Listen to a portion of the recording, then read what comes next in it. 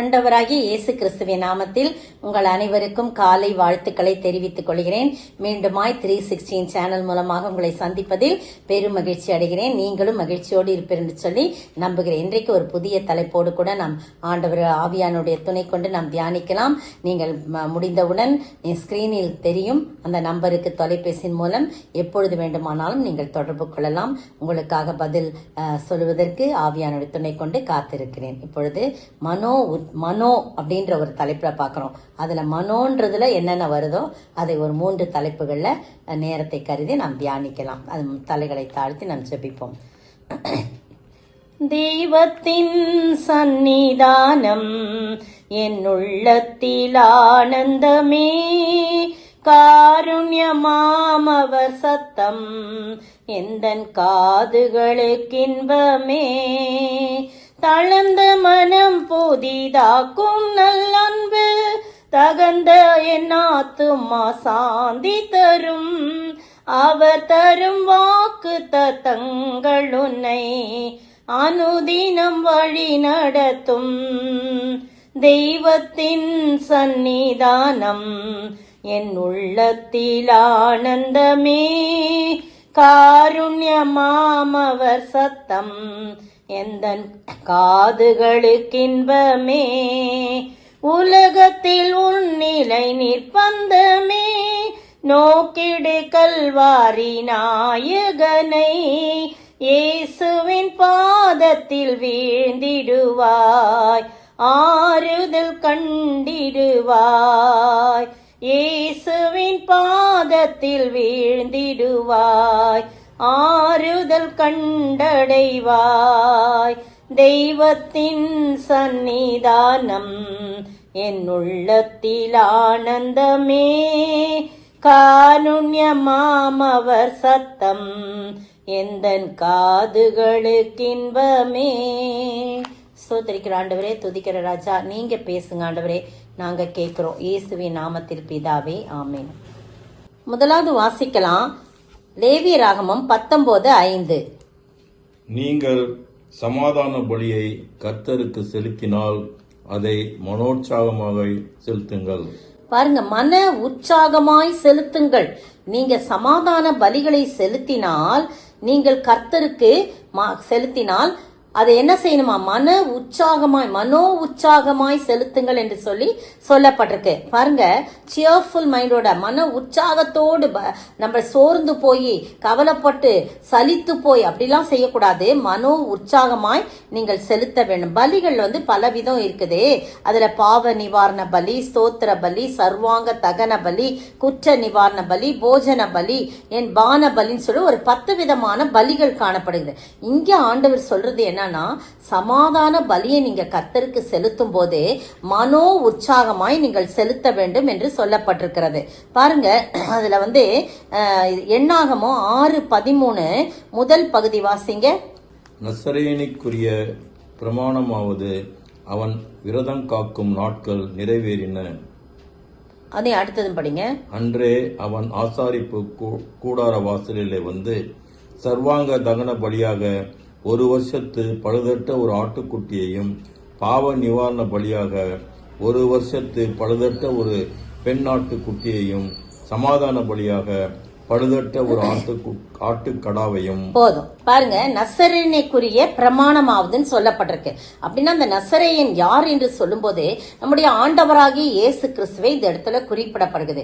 அந்த பிரமாணம் என்னன்னு சொன்னா, ஒரு சமாதானத்துக்கு சர்வாங்க தகன பலியாக 1 வருஷம், பாருங்க, வருஷத்துக்கு பழுதற்ற ஒரு ஆட்டுக்குட்டியையும், பாவ நிவாரண பலியாக 1 வருஷத்து பழுதற்ற ஒரு பெண்ணாட்டுக்குட்டியும், சமாதான பலியாக பழுதற்ற ஒரு ஆட்டுக்குட்டியும் செலுத்தணும்னு போட்டிருக்கு.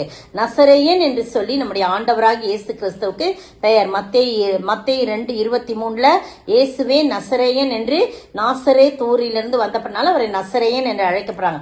நிறைய பேர் நசரேயனாகிய இயேசு கிறிஸ்து என்று சொல்லி சொல்றதை நம்ம பாக்குறோம். பாருங்க, நிறைய பாருங்க, அந்த தாவீது குருடன் அங்க கேட்கும் போது நசரேயனாகிய இயேசு கிறிஸ்து வருகிறார் என்று சொல்லி கேள்விப்பட்டு அந்த இடத்துக்கு வராருன்னு சொல்லப்பட்டிருக்கு. நிறைய இடத்துல ஒரு 3-4 இடத்துல அப்படி நசரேயன்ற வார்த்தை போட்டிருக்கு. அப்ப நசரேயனுக்குரிய பிரமாணம் என்னன்னா, சமாதான பலியாக ஒரு பழுதற்ற ஒரு ஆட்டு கடாவை செலுத்த வேண்டும் என்று சொல்லப்பட்டிருக்கிறது. அதுக்கு முன்னால பாத்தீங்கன்னா சர்வாங்க தகன பலியாக 1 வருஷத்து பழுதற்ற ஒரு ஆட்டுக்குட்டி. அப்ப பாத்தீங்கன்னா நீங்க இந்த தகன பலின்னு சொல்லும்போது மனிதன் தேவனுக்கு பிரியமில்லாமல் வாழ தவறினதற்கு பதிலாக செலுத்தப்படும் பலிதான் தகன பலின்னு சொல்லப்பட்டிருக்கு. அப்போ ஒரு மனிதன் தவறி விடுவானாயில், பாவத்தில் விழுந்து விடுவானாயில், அவனுக்கு பதிலாக அவன் கிட்ட இருக்கிற ஒரு மிருகத்தை, விலங்கை என்ன செய்யணுமா, கொண்டு வர வேண்டும். அதன் மேல் தன்னுடைய கையை வைக்க வேண்டும். வைத்து தன்னுடைய பாவத்தை எல்லாம் அதன் மேல் சுமத்த வேண்டும். ஒன்றுமறியாத அந்த ஆடோ, அது என்ன பலி விலங்கு கொடுக்கிறானோ அது மேல சுமத்தப்படும். அதற்கு பிறகு அதை கொன்று விடுவார்கள், பலி செலுத்தி விடுவார்கள். என்னுடைய பாவம் நிவர்த்தியாகும் என்று சொல்லி அந்த நாட்களிலே ஒரு காரியங்கள், பலிகளிலே வகைகள் உண்டு. அந்த பலி தகன பலியாக இருக்குது. அது போலதான் புதிய ஏற்பாட்டிலே ஒன்றுமறியாத, பாவம் அறியாத என் ஆண்டவராகிய இயேசு கிறிஸ்து நம்முடைய பாவங்களுக்காக, மீறுதலுக்காக, அக்கிரமங்களுக்காக அவர் பலியானார். குற்றமற்ற பழுதற்ற ஆட்டுக்குட்டியாக அவர் பலியானார். பிரியமானவர்களே, அதுதான் சமாதானத்தை உண்டு பண்ணும் ஆக்கினை. பாருங்க, வாசிக்கலாம். யோவான் 14:27 வாசிங்க. சமாதானத்தை உங்களுக்கு வைத்து போகிறேன், என்னுடைய சமாதானத்தையே உங்களுக்கு கொடுக்கிறேன். உலகம் கொடுக்கிற பிரகாரம் நான் உங்களுக்கு கொடுக்கிறதில்லை. உங்கள் இருதயம் கலங்காமலும் பயப்படாமலும் இருப்பதாக. பாருங்க, ஆண்டவர் சொல்றாரு, சமாதானத்தை உங்களுக்கு கொடுக்கிறேன். மனுஷர் கொடுக்கிற, உலக கொடுக்கிற பிரகாரமா இல்ல.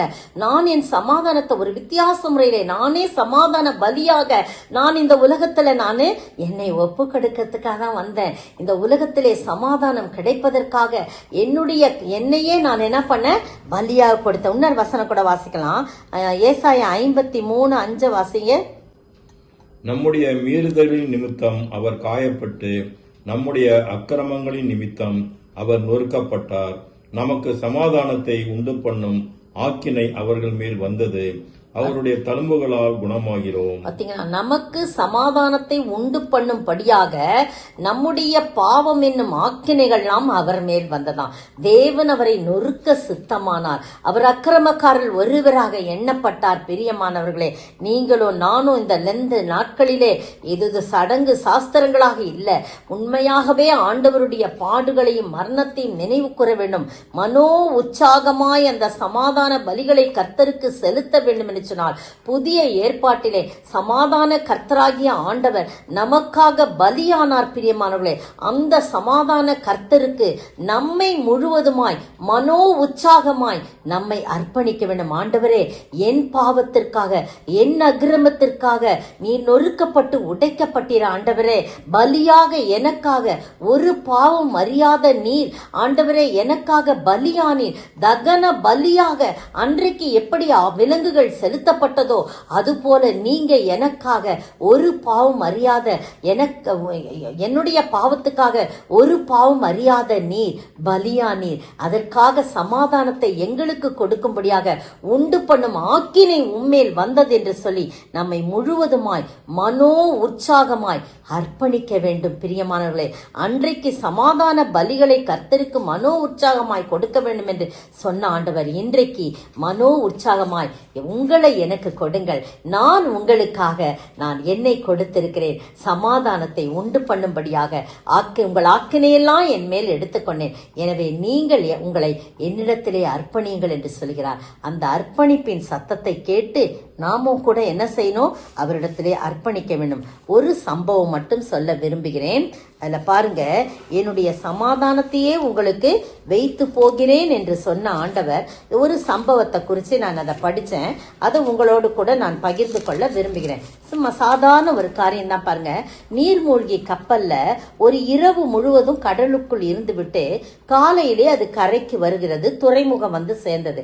அப்ப அங்கே இருந்த அதிகாரிகள் கேட்கிறாங்க, நேற்று இரவு கடும் புயல் வீசியதே, கரை பகுதிகள்லாம் சேதமானதே, உங்கள் கப்பல் எதுவும் பாதிக்கப்பட்டதான்னு கேட்கிறாங்க.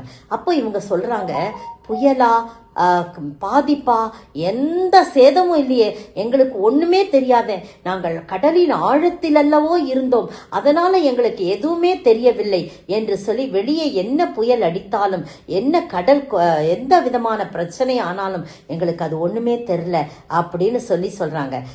ஒரு மனிதனுக்கு, எந்த ஒரு மனிதன் கிறிஸ்து அருளும் தேவ சமாதானத்துக்குள் மூழ்கி இருக்கிறானோ, தன்னை முழுவதுமாய் அர்ப்பணிக்கிறானோ, 100க்கு 100 அந்த மனோ உற்சாகமாய் அந்த கர்த்தருடைய சமாதானத்துக்குள் தன்னை முழுவதுமாய் அர்ப்பணித்து மூழ்கி இருக்கிறானோ, அவனை உலக பயங்கள் எதுவும் சேதப்படுத்தாது. பிரியமானவர்களே, எதுவுமே அவனுக்கு தீங்கு விளைவிப்பதில்லை. அந்த சமாதானம் தான் கிறிஸ்து அருளும் சமாதானம். இன்றைக்கு கிறிஸ்துவி சமாதானத்தை அறியாத பலர் என்னென்னமோ நினைப்பா, குடிச்சா சமாதானமா இருக்கும், நிம்மதி இருக்கும், பல போதை வஸ்துகள் யூஸ் பண்ணா அப்படி இருக்கும் அப்படின்லாம் சொல்றாங்க. ஆனா அது கொஞ்ச நேரம்தான், எல்லாம் மறைந்து போகும். ஆனால் கிறிஸ்து தரும் சமாதானம் நிச்சயமாய் எப்பொழுதும் நிரந்தரமாய் இருக்கும். பிரியமானவர்களே, எனவே அந்த சமாதான பலியாக நமக்காக ஒப்பு கொடுத்த ஆண்டவரிடத்துல நம்மை மனோ உற்சாகமாய் அர்ப்பணிப்போமா? அப்பொழுது தெய்வீக சமாதானம் உங்களையும் உங்கள் இருதயங்களையும் நிரப்பி நம்மை வழி நடத்தும். ஒரு பாடல் கூட பாடலாம். பலிபீடத்தில் என்னை பரனே படைக்கிறேனே, இந்த வேளை அடியேனை திரு சித்தம் போல ஆண்டு நடத்திடுவி. ஆவியோடாத்மா சரீரம் அன்பரே உமக்கென்று தந்தேன், மனோ உற்சாகமாயிப்போ தத்தம் செய்தேனும் இடம். கல்வாரியின் அன்பினையே கண்டு விரைந்தோடி வந்தேன், கழுவும் திரு ரத்தத்தாலே கரை நீங்க இருதயத்தை, கழுவும் திரு ரத்தத்தாலே கரை நீங்க இருதயத்தை. இரண்டாவது பாருங்க, மனோ வாஞ்சை. அப்போஸ்தலர் நடபடிகள் 17:11 வாசிக்கலாம். அந்த பட்டணத்தார் மனோ வாஞ்சையாய் வசனத்தை ஏற்றுக்கொண்டு காரியங்கள் இப்படி இருக்கிறதா என்று தினந்தோறும் வேத வாக்கியங்களை ஆராய்ந்து பார்த்ததினால் தெசலோனிக்கேயில் உள்ளவர்களை பார்க்கிலும் நற்குணசாலிகளாய் இருந்தார்கள். பாருங்க, எந்த பட்டணத்தார்னா பெரோயா பட்டணத்தார். பவுல் அந்த இடத்துல இறங்கி அவங்களுக்கு நிறைய வசனத்தை என்ன பண்றாங்க, போதிக்கிறாங்க. அந்த பட்டணத்தார் மனோ வாஞ்சியாய். இப்ப நம்ம என்ன படிச்சோம், மனோ உற்சாகமாய்ன்றத பார்த்தோம். இப்போ மனோ வாஞ்சையாய், வாஞ்சை அப்படியே லாங்கிங்னு சொல்றோம், வாஞ்சை அப்படியே வாஞ்சையா இருக்கணும். அந்த எதுல வாஞ்சையா இருக்கணும்னா வசனத்தை கேட்பதில், வசனத்தை ஆராய்ந்து பார்க்கிறதுல நாம் வாஞ்சையா இருக்கணும். இந்த எந்த ஒரு மனிதன் இப்படி வாஞ்சையாய் மனோ வாஞ்சையாய் வேத வசனங்களின் மேலே இருக்கிறானோ அவர்கள் தான் நற்குணசாலிகளாய் இருப்பார்கள். அவர்கள் படிக்க படிக்க, அந்த வேத வசனங்களை படிக்க படிக்க அவருடைய குணங்கள்லாம் என்ன பண்ணும், மாற்றப்படும். பிரியமானவர்களே, நற்குணசாலிகளாய் இவர்கள் இருந்ததற்கு முதலாவது காரணம் அவர்கள் மனோ வாஞ்சையாய் அந்த வேத வசனங்களை முதலாவது ஏற்றுக்கொண்டார்கள். அதுல அடுத்தது அவர்கள் அதை ஆராய்ந்து பார்த்து, அதுல பாருங்க எல்லா காரியங்களும், ஓ காரியம் இப்படி இருக்கிறதா, அது பாருங்க என்ன அழகா இருக்கு, காரியம் இப்படி இருக்கிறதா என்று சொல்லி வேத வாக்கியங்களை ஆராய்ச்சி செய்து பார்த்தாங்களாம். பாருங்க, அது மட்டும் இல்ல, அடுத்த வசனம் சொல்லுது, அந்த 12ஆம் வசனத்துல பாத்தீங்கன்னா அதுல என்ன சொல்லப்படுதுன்னா, அதனால் அவர்களில் அநேக பேர் கனம் பொருந்திய கிரேக்கரில் அநேக ஸ்திரீகளும் புருஷர்களும் விசுவாசித்தார்கள், ஏற்றுக்கொண்டார்கள். அதுல வாஞ்சையாய் இருந்து அதை ஆராய்ந்து பார்த்து அதுல ரொம்ப விசுவாசித்தார்கள் என்று சொல்லி 3 காரியம் நம்ம பார்க்கிறோம். அப்படி அதனால அவர்கள் நற்குணசாலிகளாய் இருந்தார்கள் என்று சொல்லப்படுது. நற்குணசாலிகள்னா ஒரு நல்ல குணம் உடையவர்கள், எந்த விதமான தீமையான காரியங்கள் இல்லாதபடி ஒரு நற்குணசாலிகளாய் இருந்தார்கள் என்று சொல்லி பார்க்கிறோம். 10ஆம் வசனத்துல தான் அவர் பெரோயா பட்டணத்தாருக்கு பவுல் நிறைய காரியங்களை அதை சொல்றத நம்ம பார்க்கிறோம். வாசிக்கலாம். சங்கீதம் 119:40 வாசிங்களேன். இதோ உம்முடைய கட்டளைகள் மேல் வாஞ்சியாய் இருக்கிறேன், உமது நீதியால் என்னை உயிர்ப்பியும். பாருங்க, தாவீதனுடைய வாழ்க்கையில வசனத்தின் மீது, ஆண்டவரின் மீது, வசனத்தின் மீதெல்லாம், அவருடைய கட்டளையின் மீதெல்லாம் ரொம்ப வாஞ்சையா இருந்தாராம். அதுல நிறைய இடத்துல நீங்க சங்கீதம் 119 மட்டும் படிங்களேன். அதுல வேதத்தை குறித்தும் வேத வசனங்களை குறித்தும் தாவீது எப்படியாய் வாஞ்சையா இருக்கிறான்னு சொல்லி நம்ம பார்க்கலாம். பாருங்க, 40 என்ன சொல்லப்பட்டிருக்குதே, இதோ உம்முடைய கட்டளைகளின் மேல் வாஞ்சையாய் இருக்கிறேன், உம்முடைய நீதியால் என்னை உயிர்ப்பேன். கட்டளைன்னா வேத வார்த்தைகள் தான், அதுல நான் ரொம்ப வாஞ்சையா இருக்கிறேன் அப்படின்னு சொல்றாரு. சங்கீதம் 119 77 குறிச்சு வச்சுங்க. 77 92 140 77 பாருங்க, நான் பிழைத்திருக்கும்படிக்கு உமது இரக்கங்கள் எனக்கு கிடைப்பதாக, உம்முடைய வேதம் என் மனமகிழ்ச்சி அப்படின்னு சொல்லி சொல்லப்பட்டிருக்கு. உம்முடைய வேதம் எனக்கு மனமகிழ்ச்சின்னு சொல்லிருக்கு. அது மட்டும் இல்ல, அந்த 92ஆம் வசனத்தை பாத்தீங்கன்னா அதுல என்ன சொல்லியிருக்கு அப்படின்னா, உமது வேதம் என் மனமகிழ்ச்சியா இராதிருந்தால் என் துக்கத்திலே நான் அழிந்து போயிருப்பேன். பாத்தீங்களா? அப்ப மனமகிழ்ச்சியோட நமக்கு தூக்கம், வேதத்தை திறந்த உடனே தூக்கம் வருது அப்படின்னு சொல்றோம் இல்லையா?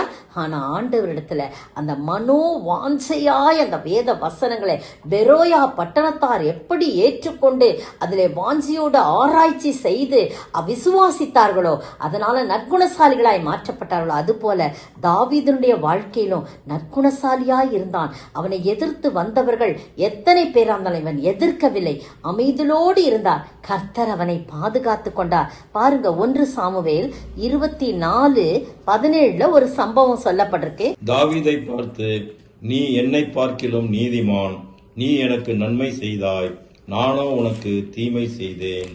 பாத்தீங்களா? அந்த சம்பவம் தாவீதை தேடிக்கிட்டே வரார். யாரு? இந்த சவுலும் சவுலுடைய ஜனங்களும் தாவீதை தேடிக்கொண்டே வராரு. அப்படி வரும்போது இந்த இடத்துல இங்க இருக்கிறான், வனாந்தரத்துல இருக்கான், எங்கேதி வனாந்தரத்துல இருக்கான், அங்க இருக்கான், இங்க இருக்கான்னு ஒவ்வொரு இடமா அவனை தேடிக்கிட்டே வராங்க. அப்படி தேடி வரும்போது அவர்கள் எல்லாம் படைகளோடு, ஒரு மனிதனை தேடுவதற்கு படைகளோடு வர்றாங்க பாருங்க. அப்படி வரும்போது அந்த இடத்துல எங்கேதி வனாந்தரத்துல இருக்கான்னு கேள்விப்பட்டு அவங்க வராங்க. அப்ப சவுல் என்ன பண்றாரு, அந்த வழி ஓரத்துல அவர் மலஜாதி கழிக்கும்படியாய் ஆட்டு தொழுவங்கள் இடத்திலே அவன் வந்த போது அந்த சவுலும் மலஜாதி கழிக்கும்படியாக அங்க போறான். அப்ப எல்லாரும் அந்த பக்கத்துல உட்கார்ந்து இருக்காங்க.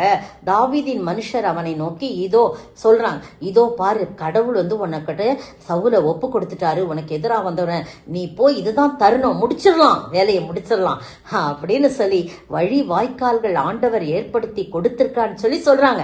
ஆனா அவன் சொல்றான், இல்ல இல்ல, தேவன் அபிஷேகம் பண்ணப்பட்ட மனுஷனுக்கு மேல என் கைய போட மாட்டேன்னு சொல்லிட்டு அந்த பெரிய வஸ்திர தொங்கல் இருந்துச்சு பாருங்க, அந்த தொங்கலை ஓரமா என்ன பண்ணிட்டான், கட் பண்ணிட்டான். கட் பண்ண அதே அப்படியே திக்கு திக்கு திக்குன்னு அடிக்குது அவனுக்கு. அதுலயே அவனால முடியல, தேவன் அபிஷேகம் பண்ணப்பட்டவங்க மேல கை போடக்கூடாதுன்னு. ஆனா அவன்கிட்ட சொல்லணும்ன்றதுக்காக அதை கொஞ்சம் கட் பண்ணி எடுத்துக்கிறாரு. அப்ப பாத்தீங்கன்னா என்ன சொல்றாரு, தாவீது எழுந்து கெபியிலிருந்து புறப்பட்டு சவுலுக்கு பின் அவன் மலஜலாதி முடிச்சுட்டு அவன் போகும்போது இவனும் எழுந்து போய் அவன் சவுலை நோக்கி, தாவீது உமக்கு பொல்லாப்பு செய்ய பார்க்கிறான்னு நீங்க மத்தவங்க சொல்ற பேச்சை கேட்டு நீங்க என்னைய துரத்திக்கிட்டே வரீங்க, இதோ கர்த்தர் இன்று கெபியிலே உங்களை என் கையில கொடுத்தார், ஒப்பு கொடுத்தாரு என்பதை இன்றைய தினம் உம்முடைய கண்கள் கண்டதே, இதோ பாருங்க உம்மை கொன்று போட வேண்டும் என்று சொல்லி என்கிட்ட சிலர் சொன்னாங்க. ஆனா தேவன் அபிஷேகம் பண்ணினோன்னு நான் தொடமாட்டேன்னு சொல்லி கர்த்தரால் அபிஷேகம் பண்ணப்பட்டவன்னு நான் தொடல. இங்க தகப்பனே பாரு, என் கையில் இருக்கிற இந்த சால்வை தொங்கலை பாருங்க, ஒரு துண்டை நான் எடுத்துட்டு வந்திருக்கேன், அதனால நான் கண்டிப்பா உங்களை கொண்டு இருக்கலாம், ஆனா நான் அப்படி செய்யல. நீரோ இதெல்லாம் அறியாம மத்தவங்க சொல்ற பேச்ச கட்டு என் பிராணனை நீங்க அழிக்க தேடுறீங்க அப்படின்னு சொல்லி, அப்படின்னா கர்த்தர் தான் எனக்கும் உங்களுக்கும் நடுவே நின்று நியாயம் தீர்ப்பாராக அப்படின்னு சொல்லிட்டு நிறைய, நீங்க இஸ்ரவேலின் ராஜா யாரை தேட புறப்படுகிறீர்கள், ஒரு தெள்ளுப்பூச்சியா, ஒரு நாயையா அப்படின்னு சொல்லி அவன் தன்னை தானே தாழ்த்துறத பாக்குறான். அப்பதான் ஐயோ என் மகனாகிய தாவீதின் சத்தம் அல்லவோ இது அப்படின்னு சொல்லிட்டு என்ன சொல்றாரு, உடனே என்ன பண்றாரு, தாவீதை நோக்கி என்ன பண்றாரு, அந்த 17ஆம் வசனத்துல, நீ என்னை பார்க்கிலும் நீதிமான், நீ என்னை பார்க்கிலும் நற்குணசாலி, நீ எனக்கு நன்மை செய்தாய், நானோ உனக்கு தீமை செய். அதுதான் நற்குணசாலினா என்னன்னா, நம்ம தீமை செய்யறவங்களுக்கு கூட நன்மை செய்யறோம். அது தாங்க நற்குணசாலியுடைய ஒரு பெரிய பண்பு. நமக்கு விரோதமா எத்தனை பேர் எழும்பினாலும் நம்ம நன்மையே செய்வோம். அவங்க ஒரு நாள் அதை புரிந்து கொள்வார்கள். அப்படியா இவன் சொல்றான். அந்த அடுத்த 19ஆம் வசனம் பாருங்களேன். அதிலேயே ஒருவன் தன் மாற்றானை கண்டுபிடித்தால் அவனை சுகமே போக விடுவானோ? இன்று நீ எனக்கு செய்த நன்மைக்காக கர்த்தர் உனக்கு நன்மை செய்வாராக. நீ நிச்சயமாக ராஜாவாய் இருப்பாய் என்றும் இஸ்ரவேலின் ராஜ்யபாரம் உன் கையில் நிலைவரப்படும் என்றும் அறிவேன் என்று சொல்றார். பாத்தீங்களா எவ்வளவு பெரிய காரியம். அதனால நற்குணசாலிகளாய் இருக்க வேண்டும் சொன்னால் வேதத்தை அறிய வேண்டும், கட்டளைகளிலே பிரியப்பட வேண்டும். அது நமக்கு மன மகிழ்ச்சியா இருக்கணும், மனோ வாஞ்சையா என்ன செய்யணும் அல்ல தேரணும். பாருங்க சங்கீதம் 42:1 பாருங்க. மானானது நீரோடைகளை வாஞ்சித்து கதறுவது போல தேவனே என் ஆத்துமா உம்மை வாஞ்சித்து கதறுகிறது. வாஞ்சை பாருங்க, வேத வசனங்களின் மேல் வாஞ்சை, அந்த கட்டளைகளின் மேல் வாஞ்சை. என்னுடைய ஆத்துமா உண்மையிலே வாஞ்சையா இருக்கு. எப்படி மானானது நீரோடையில வாஞ்சித்து கதறி கொண்டு ஓடுங்க. எங்க தண்ணி இருக்கு எங்க தண்ணி இருக்குன்னு ஓடும் அந்த வனாந்தரமான சூழ்நிலை. அது போல என்னுடைய ஆத்துமா உண்மையிலே வாஞ்சையாய் கதறுகிறது என்று சொல்றார். சங்கீதம் 84:2 பாருங்க. உன்ன நேரத்துக்கு வாஞ்சையா இருக்கிறான்னு பாருங்க. என் ஆத்துமா கர்த்தருடைய ஆலய பிரகாரங்களின் மேல் வாஞ்சையும் தவனமாய் இருக்கிறது.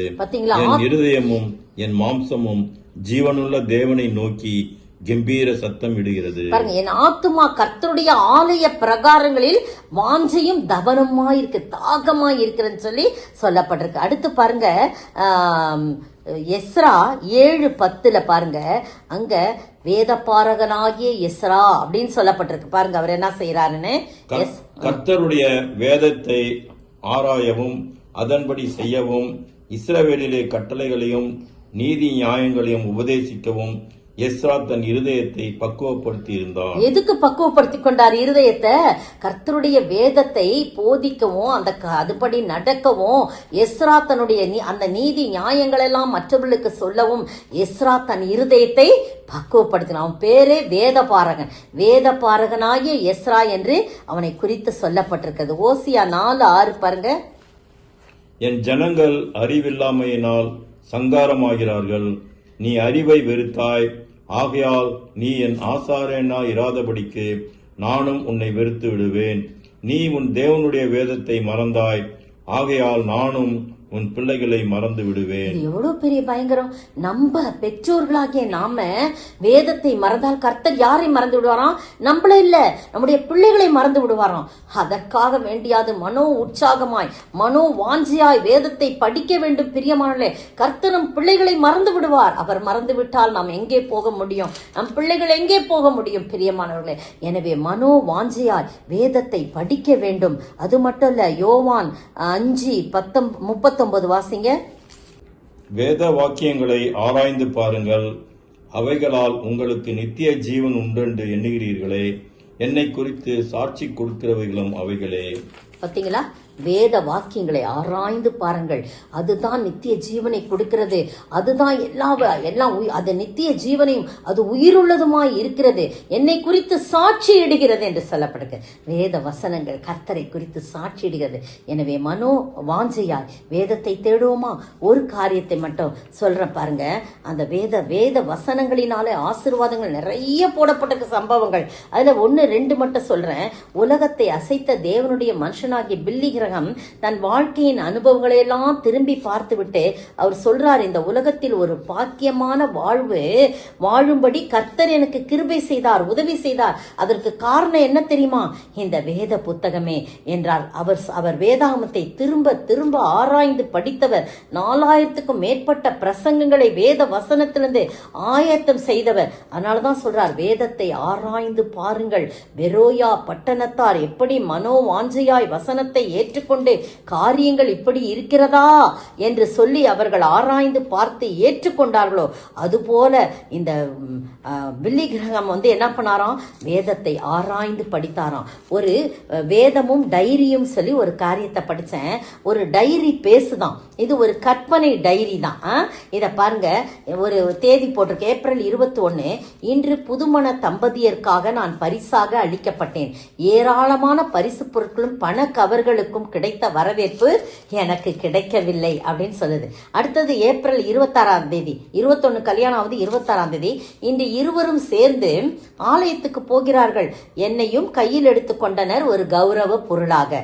அடுத்தது ஜூன் 12, மே ஆச்சு, ஜூன் 12ஆம் தேதி இன்று அவர் ஒரு வியாபாரத்தை ஆரம்பிக்க போகிறார்.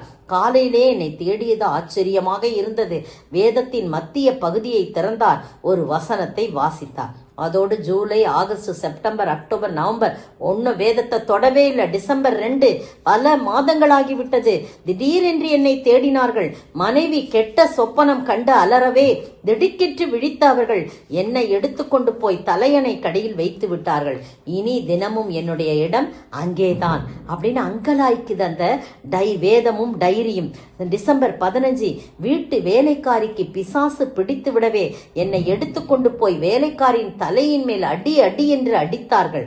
பின் குறிப்பு சொல்லப்பட்டிருக்க அந்த டைரியில சுயநலத்திற்காக என்னை பயன்படுத்தி மற்ற நேரங்களிலும் புறக்கணிக்கிற இவர்கள் என் வசனத்தினாலே நியாயம் தீர்க்கப்படுவார்கள் என்பதை அறிவார்களா என்று சொல்லி அங்கலாய்ப்போடு சொல்லப்பட்டிருக்கு. பிரியமானவர்களே, நீங்களும் நானும் வேதத்தை சுயநலத்திற்காக மட்டும் பயன்படுத்தக்கூடாது. தினந்தோறும் மனோ வாஞ்சையாய் அதை பயன்படுத்தும் போது நிச்சயமாய் நாம் நற்குணசாலிகளாய் வாழ ஆண்டவர் கிருபை செய்வாராக. ஒரு பாடலை கூட நாம் பாட கேட்கலாம். அது ஒரு கீர்த்தனை. வேத புத்தகமே, வேத புத்தகமே, வேத புத்தகமே, விலை பெற்ற செல்வம் நீயே. வேத புத்தகமே, விலை பெற்ற செல்வம் நீயே. 12 மாதங்களும் பறித்துண்ண லாமுன் கனி மனோவாஞ்சையாய் வாசித்தால் நற்குணசாலியாவாய். மனோவாஞ்சையாய் வாசித்தால் நற்குணசாலியாவாய். 3வது பாருங்க, பிலிப்பியர் 4:11 வாசிங்க. என் குறைச்சலினால் நான் இப்படி சொல்லுகிறதில்லை. ஏனெனில் நான் எந்த நிலைமையில் இருந்தாலும் மன ரம்மியமாய் இருக்க கற்றுக்கொண்டேன். பாத்தீங்களா, அப்போஸ்தலனாகிய பவுல் பிலிப்பி சபையில சொல்றாரு, என் குறைச்சலினாலே நான் இப்படி சொல்லுகிறதில்லை. ஏனெனில் நான் எந்த நிலைமையில் இருந்தாலும் மன ரம்மியமாய் இருக்க கற்றுக்கொண்டேன். மன ரம்யனா என்னங்க? மன திருப்தி, மன நிறைவு, மனதளவுல எந்த குறைவான காரியம் நினைக்காதபடி எல்லாம் பரவாயில்ல, எது எப்படினாலும் பரவாயில்லன்னு ஒரு மன நிறைவோடு சந்தோஷத்தோடு மன திருப்தியோடு இருக்கிறாங்க. பார்த்தீங்களா, அதுதான் மன ரம்மியங்க, மன ரம்மியம். பாருங்க, நீதிமொழிகள் 15 வாசிங்க.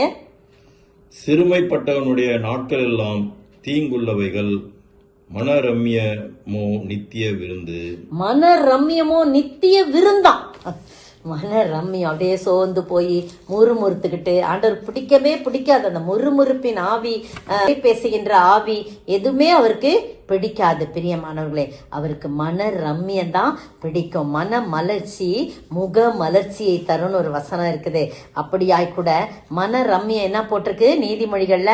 மன ரம்யம் எவ்வளவு மன நிறைவை கொடுக்கிறது. பிலிப்பியர் 4:12 வாசிங்க. ஆழ்ந்திருக்கவும் எனக்கு தெரியும், வாழ்ந்திருக்கவும் எனக்கு தெரியும், எவ்விடத்திலும் எல்லாவற்றும் திருப்தியாயிருக்கவும் பட்டினியாயிருக்கும் பரிபூர்ணம் அடையும் குறைவுபடவும் போதிக்கப்பட்ட காரணம் என்ன தெரியுமா? என்னை பலப்படுத்துகிற கிறிஸ்துவினாலே எல்லாவற்றையும் செய்ய எனக்கு பலன் உண்டு. பாத்தீங்களா, அது ஒண்ணுதாங்க மன ரம்யத்துக்கு என்ன காரணம்னா, கர்த்தர் என்னோடு கூட இருக்கிறார், அவர் என்னை பலப்படுத்துவார் என்று சொல்லும் போது எந்த நிலைமையிலும் மனரம்யமா இருப்போம். அது தாழ்ந்திருந்தாலும் வாழ்ந்திருந்தாலும் சிறுமைப்படுத்தப்பட்டாலும் பெருமைப்படுத்தப்பட்டாலும் எந்த நிலைமையிலும் நாம் மனரம்யமா இருக்க கற்றுக்கொள்ள வேண்டும். அடுத்தது பாருங்க, ஆபகூக் 3:17-18 வசனம் முதல்ல வாசிங்க. ஆபகூக் 3:17-18 பாருங்க. ஆபகூக் தீர்க்கதரிசி என்ன சொல்றார்? அத்திமரம் துளிர் விடாமல் போனாலும், திராட்சை செடிகளில் பழம் உண்டாகாமல் போனாலும், ஒளிய மரத்தின் பலன் அற்று போனாலும், வயல்கள் தானியத்தை விளைவியாமல் போனாலும், கிடையில் ஆட்டு மந்தைகள் முதலிட்டு போனாலும், துருவத்திலே மாடு இல்லாமற் போனாலும், நான் கர்த்தருக்குள் மகிழ்ச்சியாயிருப்பேன். என் ரட்சிப்பின் தேவனுக்குள் களி கூறுவேன். ஒரு ஆறு இது சொல்றாரு பாருங்க. எல்லாமே இல்லாம போனாலும் நான் கர்த்தருக்குள் மகிழ்ச்சியா இருப்பேன். இதுதாங்க மன ரம்மியம். எல்லாம் இல்லாம போனா கூட நான் கர்த்தருக்குள் மகிழ்ச்சியா இருப்பேன்னு சொல்லி சொல்றத பாக்குறோம். யோபுனுடைய வாழ்க்கையில அப்படிதாங்க அவர் இருந்தாரு. எல்லாம் இழந்து போனாலும் அவர் தன் வாயினால் பாவம் செய்யவில்லை, தன்னுடைய நாவினால் பாவம் செய்யவில்லை, கர்த்தருக்கு விரோதமாய் முறுமுறுக்கவில்லை. யோபு 1:21 வாசிங்க. நிர்வாணியாய் என் தாயின் கர்ப்பத்திலிருந்து வந்தேன், நிர்வாணியாய் அவ்விடத்துக்கு திரும்புவேன். கர்த்தர் கொடுத்தார், கர்த்தர் எடுத்தார், கர்த்தருடைய நாமத்துக்கு ஸ்தோத்திரம் என்றார். ஸ்தோத்திரம் செலுத்துறாங்க. ஒரே நாள்ல எல்லாமே போயிருதுங்க. என் மனைவியும் இவன் தான் இருக்கிறான். ஆடு மாடுகள் கழுத குதிரை எல்லாம் போயிருது, பிள்ளைகள்லாம் போயிடுறாங்க. எவ்வளவு பயங்கரமான ஒரு காரியம் இல்ல. 10 பிள்ளைகளும் செத்து போறாங்க. எப்படிங்க அப்படி இருக்க முடியும்? என்ன இந்த ஆண்டவர், நான் தேவ பக்தி உள்ளவனும் உத்தமனும் சன்மார்க்கனும், நான் தேவ பக்தி உள்ளவனுமா இருந்து என்ன பிரயோஜனம் அப்படின்னு ஒரு வார்த்தை கூட சொல்லுங்க. நான் நிர்வாணியா இந்த தாயின் வயிற்றுல நான் பிறந்து வந்தேன். இப்பொழுது கர்த்தர் எனக்கு கொடுத்திருந்தார் தான், அவர் எடுத்துக்கொண்டார். அவருடைய நாமத்துக்கு ஸ்தோத்திரம்னு சொல்றாரு. மன ரம்மியமா இருக்க அவர் கற்றுக்கொண்டார். பாருங்க, நிறைய காரியம் பார்த்தீங்கன்னா அப்படி இருக்கும். அடுத்தது பாருங்க, 9:10 அவன் சொல்றான், என் தோல் முதலானவை அழுகி போனாலும் என் மாம்சத்திலிருந்து கர்த்தரை நான் பார்ப்பேன். அந்நிய கண்கள் அல்ல, என் மீட்பர் உயிரோடு இருக்கிறார் என்று சொல்லி நான் அவரை பார்ப்பேன் என்று சொல்றத பாக்குறோம். விசுவாசங்க, விசுவாசத்தோடு மன ரம்மியமா இருக்க கற்றுக்கொண்டா. அப்படியே சோர்ந்து போயில, சோர்வு இருந்துச்சுதான், ஆனா அதற்குன்னு கர்த்தரை முறுமுறுக்கல, துதிக்கின்றவனாய் காணப்படுறான். அதனுடைய பலன் பாருங்க, 42:12 எல்லாரும் பாருங்க, எல்லாம் அவன் இழந்ததை எல்லாம் இரட்டத்தனியாக பெற்றுக்கொண்டான். எல்லாரும் அவனை விட்டு பிரிந்தவர்கள், அவனை வெறுத்தவர்கள் எல்லாம் கொண்டு வந்து தங்க காசு வெள்ளி காசு அது இதுன்னு கொடுக்கறாங்க. அவனுக்கு உண்டானதெல்லாம் 2 மடங்கு ஜாஸ்தி ஆயிடுச்சு. பிள்ளைகள் 10 பிள்ளைகள் பிறக்கிறாங்க. வாழ்நாள் நீடு நெடுநாள் அவன் உயிரோடு பூரண வயதுள்ளவனாய் மரித்தான் என்று சொல்லி வேதத்துல சொல்லப்பட்டிருக்கு. யோபு 42 நீங்க வாஸ்து பாருங்க. எல்லா நிலைமைகளிலும் கர்த்தரை மகிமைப்படுத்தி மனரம்யமாய் இருக்க கற்றுக்கொள்ள வேண்டும். அப்போஸ்தல நடவடிக்கைகளின் புத்தகம் 16ஆம் அதிகாரம் 25ஆம் வசனம் பாருங்க. நடுராத்திரியிலே பவுலும் சீலாவும் ஜெபம் பண்ணி தேவனை துதித்து பாடினார்கள். காவலில் வைக்கப்பட்டவர்கள் அதை கேட்டுக்கொண்டிருந்தார்கள்.